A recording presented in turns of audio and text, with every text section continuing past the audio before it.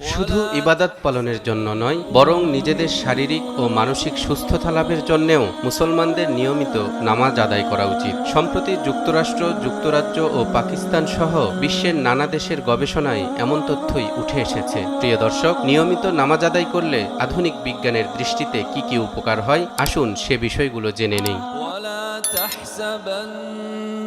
মানুষের বয়স বৃদ্ধির সাথে সাথে কোলেস্টেরল বা চর্বির দ্বারা দেহের শিরা উপশিরাগুলো সংকুচিত হতে থাকে, ফলে দেখা দেয় অসংখ্য রোগ ব্যাধি, যার মধ্যে উচ্চ রক্তচাপ, হৃদরোগ, অকালে বুড়িয়ে যাওয়া, ক্ষুধামন্দা অন্যতম। এই কোলেস্টেরল রোধ করার সর্বোত্তম পন্থা হল ব্যায়াম, যা নামাজ আদায়ের মাধ্যমে খুব ভালোভাবে পূরণ হয়ে যায়।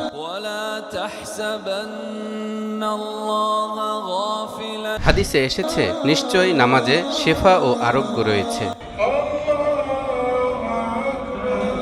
পাকিস্তানের বিখ্যাত হৃদরোগ চিকিৎসক ডাক্তার মোহাম্মদ আলমগীর এই হাদিসের সত্যতা প্রমাণের জন্য একটি মেডিকেল টিম গঠন করেন। একজন নামাজির শরীরে তারা নামাজরত অবস্থাতেই ইলেকট্রনিক রেডিওলজির মাধ্যমে পরীক্ষা করেন এবং দেখতে পান তাকবীরে উলা অর্থাৎ নিয়ত বাঁধার জন্য যখন কনুই পর্যন্ত হাত কাঁধ বরাবর উঠানো হয়, তখন স্বাভাবিকভাবেই রক্ত সঞ্চালনের মাত্রা বেড়ে যায়। কিয়াম অর্থাৎ দাঁড়ানো অবস্থায় হাত বেঁধে রাখার সময় কনুই থেকে কবজি ও আঙ্গুলের মাথা পর্যন্ত হাত ব্যবহৃত হয়, এতেও রক্তের চলাচল তীব্র হয়। এরপর রুকুর সময় হাঁটু, কনুই, কবজি এবং কোমরের সবগুলি জোর প্রবলভাবে ঝাঁকুনি দেয়, ফলে রক্ত সঞ্চালন বেড়ে যায়। সেজদাতে হাত, পা, পেট, পিঠ, কোমর, রান ও শরীরের সবগুলি অঙ্গ প্রত্যঙ্গের জোড়ায় নাড়া পড়ে এবং টান টান থাকে। এমত অবস্থায় রক্ত মস্তিষ্ক পর্যন্ত সঞ্চালিত হয়। তাশাহুদের বৈঠকের সময় কোমর থেকে পা পর্যন্ত রগগুলি টান টান হয়ে থাকে, এতে রক্ত সঞ্চালন বৃদ্ধি পায়। আর সবশেষে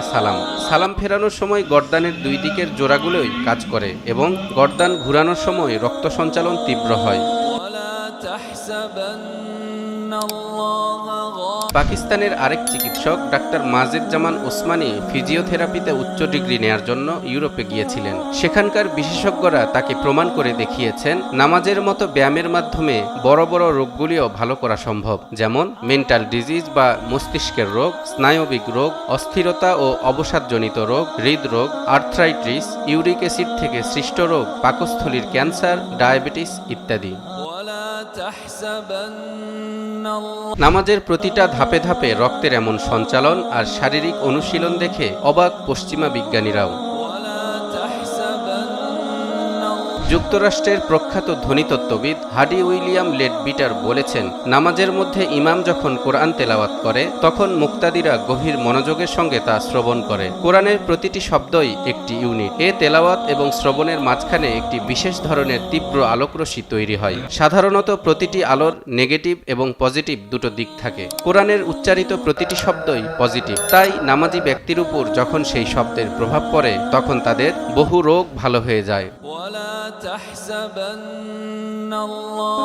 শুধু শারীরিক উপকারিতাই নয়, নামাজের রয়েছে মানসিক উপকারিতাও। যুক্তরাজ্যের বিখ্যাত লেখক উইলিয়াম ক্রুকস তার জনপ্রিয় বই research in the phenomena of স্পিরিচুয়ালিজমে লিখেছেন, লোভ, লালসা, কৃপণতা, হিংসা, ঘৃণা, প্রতিশোধ গ্রহণ এরকম ঘৃণ্য অভ্যাসের কারণে মানুষ মানসিক রোগে আক্রান্ত হয়। এসব রোগে আক্রান্ত মানুষ যদি খুশুখুজুর সঙ্গে নামাজ আদায় করতে শুরু করে, তবে শিগগিরই এসব রোগ থেকে মুক্তি লাভ করতে সক্ষম হবে।